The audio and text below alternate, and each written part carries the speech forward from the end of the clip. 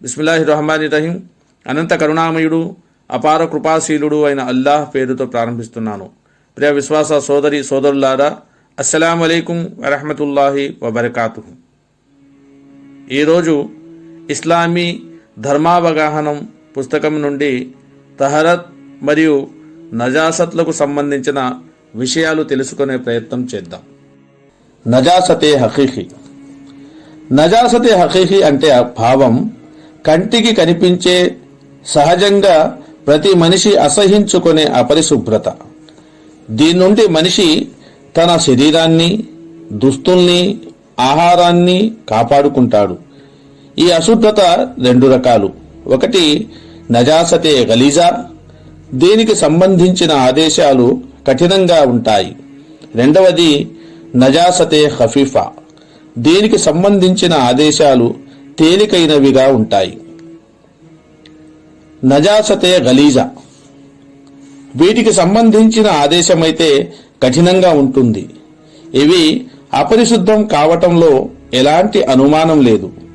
ఈ క్రిందివన్నీ నజాసతే గలీజా కిందకి వస్తాయి. మనిషి మలమూత్రాలు, మనుషుల జంతువుల రక్తం, వీర్యం, సారా కళ్ళు, పాలు త్రాగే చంటి పిల్లల మలమూత్రాలు, అదేవిధంగా అన్ని జంతువుల మలం, పెంటలు, ఉదాహరణకు ఆవులు, గేదెలు, మేకలు, గొర్రెలు, కుక్కలు, పిల్లులు. పందికి సంబంధించిన ప్రతి వస్తువు నజాసతే గలీజాయే. అలాగే యావత్తు నిషిద్ధ జంతువుల మలమూత్రాలు. పక్షుల్లో కేవలం కోళ్లు, బాతుల పెంట నజాసతే గలీజాగా పరిగణించబడుతుంది. నజాసతే గలీజా విషయంలో ఆదేశాలు. నజాసతే గలీజాకు సంబంధించిన నియమాలు రెండు విధాలు. మొదటిది పలుచగా ఉండే గలీజా, ఉదాహరణకు రక్తం, మూత్రం లేక మద్యం వగైరా. ఇవి దేహానికి, దుస్తులకు, బల్లలకు, మంచానికి అంటుకుంటే వాటిని ఎలాంటి పరిస్థితుల్లోనూ కడగవలసిందే. నీళ్లతో గాని లేదా పరిశుభ్రమైన మరే ద్రవంతో గాని కడగనిదే అవి పరిశుభ్రం కాజాలవు. ఇలాంటి అశుద్ధత రూపాయి నాణమంతగా లేక అంతకంటే తక్కువగా మన దేహానికి లేదా దుస్తులకు అంటితే దాన్ని కడగకుండా నమాజు చేస్తే నమాజు నెరవేరుతుంది. కానీ కావాలని చేసినా, మాటిమాటికి ఇలా చేసినా అది మక్రూహ్ అంటే అసహ్యమైనదిగా పరిగణించబడుతుంది. మలినం ఇంతకంటే ఎక్కువ పరిమాణంలో అంటుకుంటే దాన్ని కడిగివేయకుండా నమాజు చేయకూడదు. ఒకవేళ నమాజు చేస్తే దాన్ని కడిగివేసిన తర్వాత మళ్లీ నమాజు చేయటం తప్పనిసరి, వాజిబ్ అవుతుంది. రెండవది చిక్కగా ఉండే నజాసతే గలీజా, ఉదాహరణకు మలం, పేడ ఇత్యాదివి. ఇవి గనక మన దేహానికి, దుస్తులకు అంటితే అది బరువులో పావలా నాణెం లేదా అంతకంటే తక్కువ ఉన్నప్పుడు వాటిని కడిగి వేయకుండా నమాజు చేస్తే నమాజు నెరవేరుతుంది. కానీ ఉద్దేశపూర్వకంగా అలా చెయ్యటం మక్రూహ్ అంటే ఏహ్యమైనది.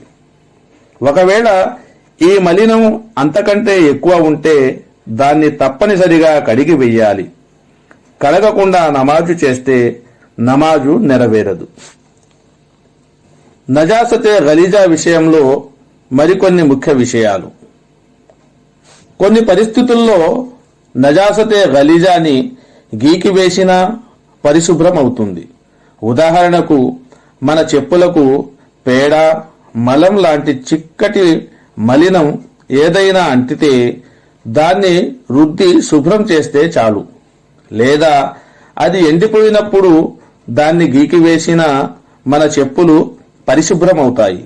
అయితే మూత్రం వగైరా ద్రవ రూపంలో ఉండే మలినాలను కడిగివేయటం తప్పనిసరి. కడిగివేయకపోతే అవి శుభ్రం కావు. ఈ నియమం శరీరం లేక ఇతర వస్తువులకు వర్తించదు. ఈ అశుద్ధతనైతే ఎట్టి పరిస్థితుల్లోనూ కడిగివేయవలసిందే. అది పలుచగా ఉన్నా లేక చిక్కగా ఉన్నా సరే. అశుద్ధతను కడిగివేయటంలో ఒక విషయాన్ని గుర్తుంచుకోవాలి.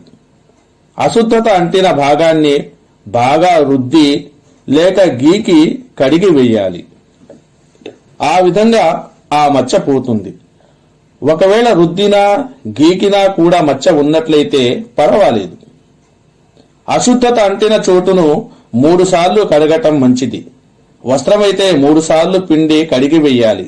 ఒకవేళ 2 సార్లు కడగటం పిండి వేయటం వల్ల మలినం దూరమైందని తృప్తి కలిగితే 3 సార్లు కడగవలసిన అవసరం లేదు, కానీ కడిగితే మంచిది.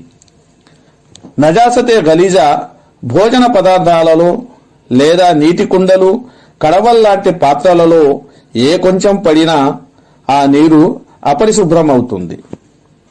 ఈ విషయంలో గుర్తుంచుకోవలసిన మరో విషయం ఏమిటంటే, అనవసరంగా అనుమానంలో పడిపోయి 4 సార్లు 5 సార్లు కడుగుతూ ఉండరాదు. దైవం దగ్గర నీటి విషయంలోనూ లెక్క చెప్పుకోవలసి ఉంటుంది.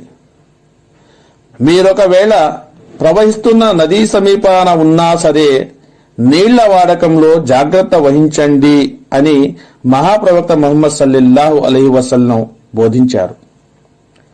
నజాసతే ఖఫీఫా ఏ అశుద్ధ పదార్థాలకు సంబంధించిన ఆదేశాలైతే కొంత సడలింపును కలిగి ఉంటాయో అలాంటి అశుద్ధ పదార్థాలను నజాసతే ఖఫీఫా అంటారు.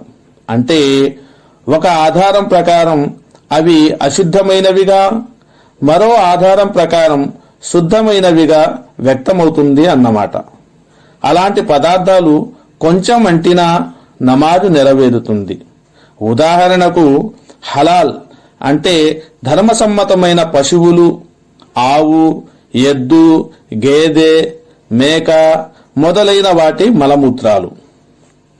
కాకి, గద్ద, చిలుక లాంటి హరాం అంటే నిషిద్ధమైన పక్షుల రెట్టలు. కోడి, బాతుతో పాటు పావురం, గువ్వ, కొంగ లాంటి హలాల్ పక్షుల రెట్టలు కూడా శుద్ధమైనవే. గబ్బిలం హరాం పక్షియే అయినా దాని పెంట మరియు మూత్రం కూడా శుద్ధమైనవే. అంటే ఈ పదార్థాలు బట్టలకు లేక శరీరానికి కొద్దిగా అంటినా వాటిని కడగటం లేక శుభ్రం చేయటం తప్పనిసరి కాదన్నమాట. నజాసతే ఖఫీఫాకు సంబంధించిన ఆదేశాలు. ఈ అశుద్ధ పదార్థాలు బట్టలకు, శరీరానికి లేక ఇంకా దేనిపైనైనా దాని 4వ వంతు కన్నా తక్కువ భాగానికి అంటినట్లయితే దానికి మినహాయింపు ఉంది.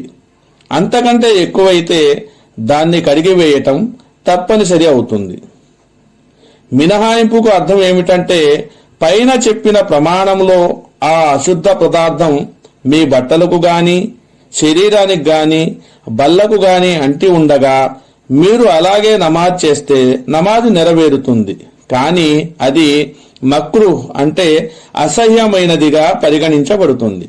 కాబట్టి సాధ్యమైనంత మేరకు జాగ్రత్త పడటం మంచిది.